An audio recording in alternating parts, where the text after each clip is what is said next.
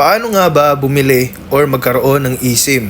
So, yan yung pag-uusapan natin ngayon. Pero syempre, kung bago ka pa lang sa channel natin, make it sure na naka-like, subscribe at pahit na rin ng notification bell dahil araw-araw po kami namimigay ng free load at GCash sa aming mga solid subscribers. So, ano nga ba yung eSIM? Yung eSIM ay instant na gumagamit tayo ng physical card or physical SIM card, hindi na po siya kinakailangan dahil naka-virtual na po kaya tinatawag siyang eSIM, electronic SIM. So, ngayon, papaano nga ba tayo bumili or magkaroon ng eSIM? So, for this tutorial, this is exclusive for Globe or TM. Okay? So, related lang po dito sa mga TM and Globe subscribers. So, una-una guys, punta tayo dito sa globe.com. Ayan. Punta tayo sa globe.com para makita nyo yan. Then dito, okay, dito pala guys sa new.globe.com.ph. Ayan. new.globe.com.ph. Tapos, pag nakapunta na tayo dito, punta tayo dito sa mobile, pindutin natin tong buy eSIM. Mapupunta tayo ngayon dito. So, get started with Globe. Buy, connect, and manage your eSIM in Globe One app.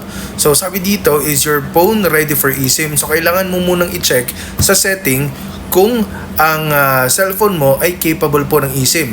Okay? So, yung tutorial, makikita natin dito. So, ayan. Makikita natin siya dito.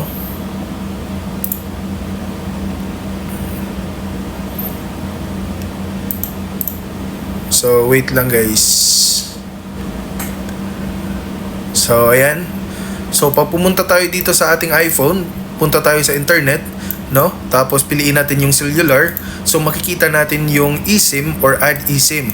So, kapag merong add eSIM, so ibig sabihin, capable po yung cellphone natin na magkaroon ng eSIM. Ngayon, kapag capable na po siya, so fill up natin, is your phone ready for eSIM? Click lang natin yung yes.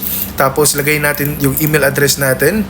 Tapos, sa payment, no, pipili tayo kung GCash ba or credit or debit card.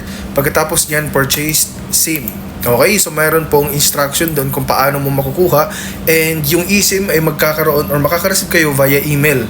So magkakaroon po kayo ng QR. Yung QR na yun po yung gagamitin po ninyo para i-scan. Okay?